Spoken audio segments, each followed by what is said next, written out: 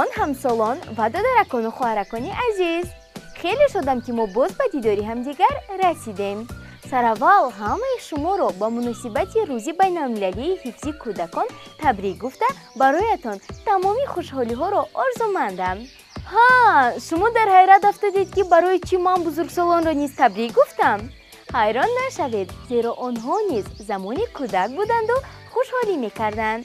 محض به خاطر آنکه تماشابینان خردسال ما درباره یکی از شیرینی‌های دوست داشته‌شان معلومات گیرند، من تصمیم گرفتم که در برنامه درباره پختقند تمام معلومات جالب و شوق‌آور را جمع آورده پیشکش گردانم. و باید قید نمود که برنامه امروزه نه تنها برای خردسالان بلکه برای اهل عائله است. از این رو همه آماده باشید، زیرا امروز ما با شما به عالم کودکی سفر میکنیم.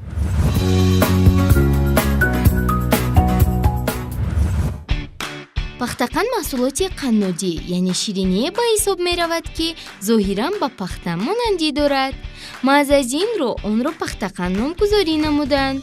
موافق سرچشمه ها اولین مراتب پختقند در میانه های عصر 14-15 پیدا شده است. از بس که در آن دوره دستگاه مخصوصی پختقند تیار کنی نبود، قنادانی با تجربه پختقند را به طور دستی آماده می نمودند که این کار نهایت دشوار و طاقت فرسا بود. همزمان شکر نرخی نهایت گران داشت. محض از این رو در آن دوره نه هر کس امکانی خریداری نمودنی پختقند را داشت. تنها شاهان و ثروتمندان این را به خود روا دیده می توانستند و خلاص. در عصر 15 در ایتالیا محصولات های قنادی را آماده می نمودند، یعنی قنادانی آن دوره شکر را آب کرده در گرد چنگک آن را قبط می پیچاندند که این با پختقند امروزه مانندی کلان داشت. در گرد چنگک خرد تاب دادن قبط‌های تنوک شکری آب کرده شده کاری چندان آسان نبود. از این خاطر قنادان تصمیم گرفتند که به جای آن شکل‌های گوناگون نسبتاً کلان‌تر را آماده نمایند. این شکل‌ها نیز تنها در معرکه‌های شاهان برای آرا دادن میز تیار کرده می‌شد. همین طور قنادان ایتالیایی دارای مهارت مخصوص شدند. چطوری که تاریخ شناس قید می‌کند، ایتالیایی‌ها تا به درجه با مهارت شدند که از شکری عادی رسم آدمان و حیوانات گوناگون و حتی بیناها را نیز آماده می نمایند. از بین چندین صد سالها گذشت، ولی تا حال نرخ شکر و محصولات قنادی ارزان نشده بود و تا حال مردم عادی امکانی خریداری نمودن آنها را نداشتند. ولی نهایت استماتولوگ جیمز موریسون تصمیم گرفت که دستگاهی را سازد که کار قنادان را نسبتاً آسان نماید و مردم عادی نیز امکانی استعمال چنین شیرینی‌ها را داشته باشند. سال 1897 موریسون با دوست دیرینه خود جان وارتون دستگاه مخصوصی پختقند تیار کنی را ساختند که این دستگاه همگان را خوشنود نمود. از آن دوره تا به حال همگان با پختقند دسترسی دارند و این محصولات قنادی پسندی همگان است و آن را خرد و بزرگ دوست می دارند. در کشور ما نیز پختقند را همگان دوست می دارند و خریداری می کنند. از این رو در تمامی باغ‌های استراحتی این شیرینی با فروش برآورده شده است. غیر از این ما امکان داریم که از مغازه‌های خوراکواری نیز آن را خریم.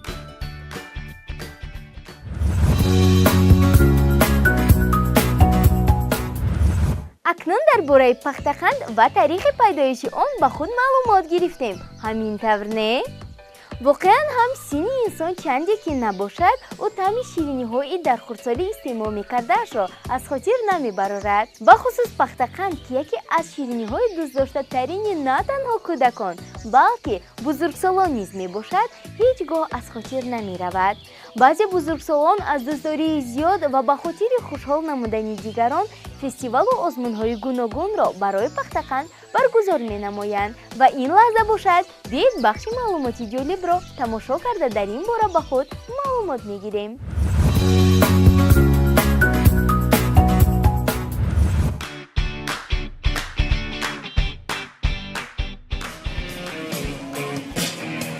دوم ایونی سال جاری در شهر مسکو فدراسیای روسیه فستیوال نهایت جالب و شوق‌آور با نام سلادکایا واتا یعنی پختقند آغاز می‌گردد.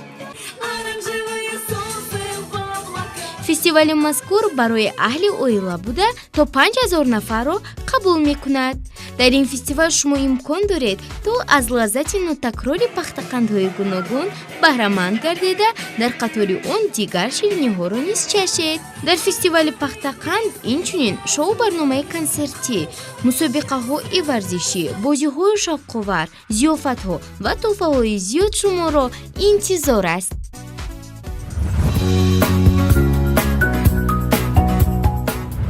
хушбахтона имрӯзҳо мо имкон дорем ки аз ҳама бозору мағозаҳо пахтақандро харида истеъмол кунем. хусусан ман ҳамеша ҳангоми ба тамошои боғҳои зебои кишварамон рафтан аз он ё бо худ пахтақанд мегирам ва бидуни он бароям фароғат тасаввурнопазир аст. вале медонед чӣ? ман ҳеҷ гоҳ фикр накардам ки он ба организм фоида мерасонда бошад ё ин ки не. шумо ҳам намедонед? ҳеҷ гап не. биед аз амаки духтур хоҳиш мекунем ки дар ин бора ба мову шумо маълумот диҳад. ва боз ман ба амаки духтур як савол дорам. амаки духтур, оё шумо дар кӯдакӣ пахтақандро дӯст медоштед?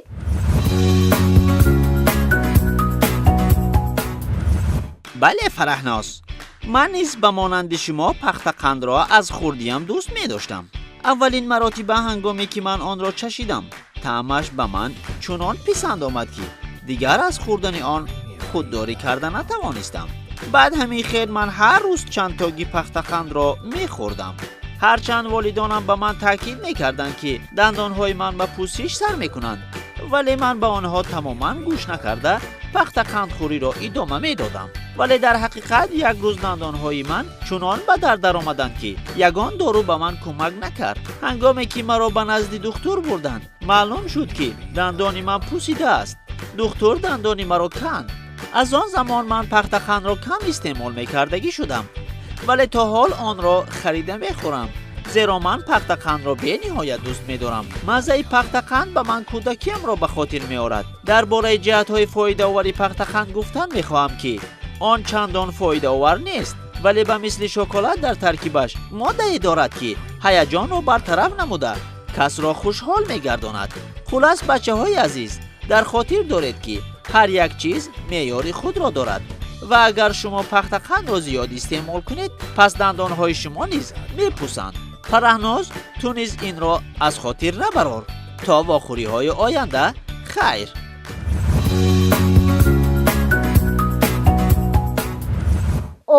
ташаккур амаки духтур барои чунин маълумотҳои муҳиму зарурӣ. маълум мешавад ки амаки духтур низ то ҳол пахтақандро дӯст медоранд. ҳеҷ ҷои тааҷҷубовараш нест, зеро ҳамеша баробари ба забон овардани номи пахтақанд ҳамагон хоҳиши истеъмоли онро пайдо мекунанд. фақат дар дигар давлатҳо он номҳои гуногун дорад. тасаввур кунед ки ҳангоми ба дигар давлат рафтан мо номи пахтақандро надонем. ой, аз ин рӯ биёед бахши навбатии барномаро тамошо мекунем. дар ин бахш ман ба шумо дар бораи тарҷумаи пахтақанд дар дигар давлатҳо маълумот хоҳам дод. бо диққат бошед.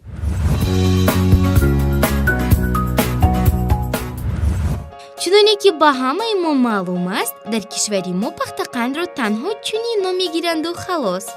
дар Россия бошад, онро сахарная вата ё ин ки сладкая вата меноманд, ки ин маънои пахтаи шакарин ва пахтаи ширинро дорад. дар Амрико онро cotton candy яъне ширинии пахтагин меноманд. дар Англия fairy floss, ки ин маънои нахи сеҳрноки абрешимиро дорад. дар Олмон Zaker roll, дар Италия Zacchero filato, ки ҳарду ҳам маънои нахи абрешимро доранд. дар Фаронса бошад, он номи аз ҳама аҷибро дорад, Barb e Papa, ки ин маънои риши боборо дорад. дар Туркия онро писмания меноманд. инҳо буданд номҳои пахтақанд дар якчанд давлатҳои хориҷа.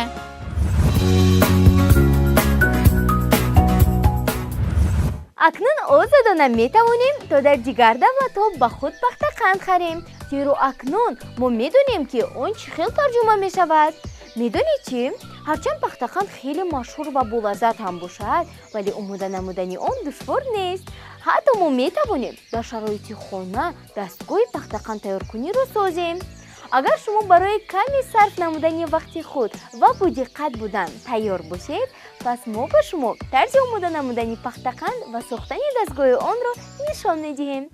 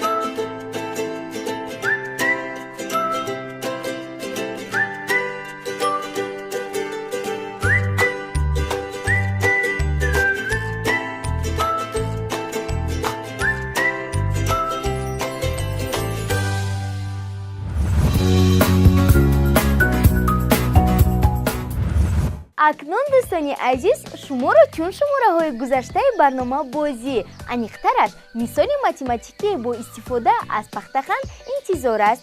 аз ин рӯ бо диққат бошед.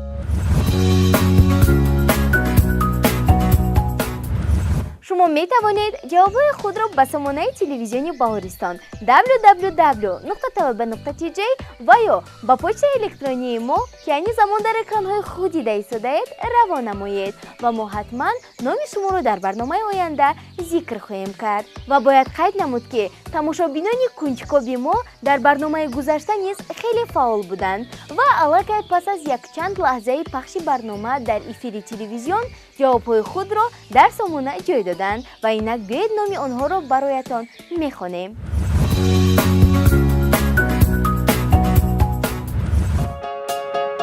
бозӣ аниқтараш суоли барномаи гузашта чунин буд.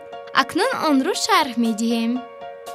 дар натиҷаи ба ҳам ҷамъ намудани се банчаи барги ҷаъфарӣ ҷавоби 24 ҳосил шуд.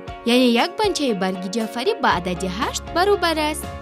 ҳангоми ба ҳам ҷамъ намудани се то баргҳои алоҳидаи барги ҷаъфарӣ ҷавоб 18 баромад. маълум ки як барги алоҳидаи ҷаъфарӣ ба адади 6 баробар аст.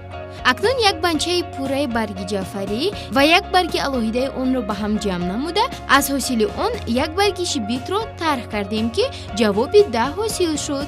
яъне 8 ҷамъи 6 тарҳи 4 баробари 10 мешавад. аниқтараш як барги шибит ба адади 4 баробар аст. ба ин саволи начандон осон тамошобинони кунҷкоби мо аллакай пас аз якчанд лаҳзаи пахши барнома тариқи эфири телевизион ҷавобҳои худро равон намуданд ки айни замон номи онҳоро мехонем. инҳо ҳам бошанд Раҷабова Шаҳноза, хонандаи синфи 5Б-и муассисаи таълимии миёнаи умумии рақами 26-и шаҳри Конибодом, хонандаи синфи 1-и муассисаи таълимии миёнаи умумии рақами 87 бо номи Осия, Каримов Амир Ҳамза, Саидов Саид Эҳсон, Хушмуҳаммад Иброҳимов ва Киромиддин Худоиев мебошанд. мо ба ин мухлисони зираку кунҷкобамон ташаккури зиёд мегӯем ва дар оянда ҷавобҳои дурусти онҳоро интизор ҳастем.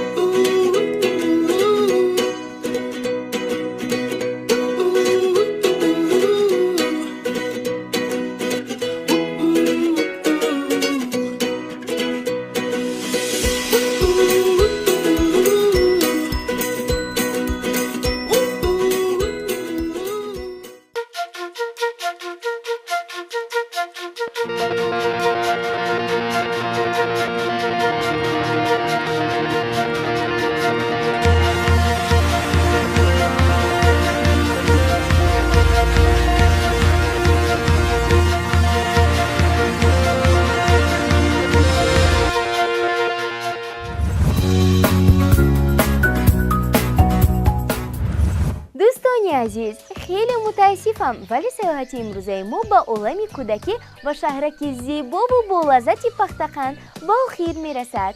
Вале акнун мо ва шумо дар бораи таърихи пайдоиш ва ҷиҳатҳои фоидаовари Пахтақанд маълумот дорем ва шумо метавонед ба дӯстону наздиконатон дар бораи номи Пахтақанд дар дигар давлатҳо нақл кунед.